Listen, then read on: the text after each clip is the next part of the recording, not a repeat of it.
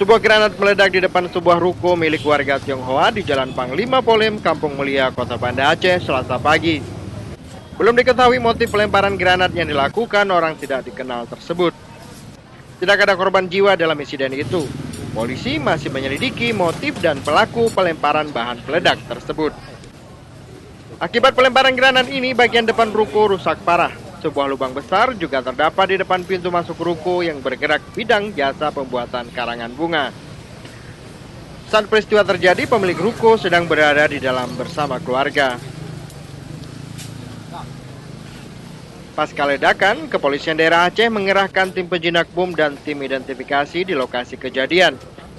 Hingga saat ini belum ada keterangan resmi dari pihak kepolisian. Petugas juga telah memasang garis polisi di sekitar lokasi.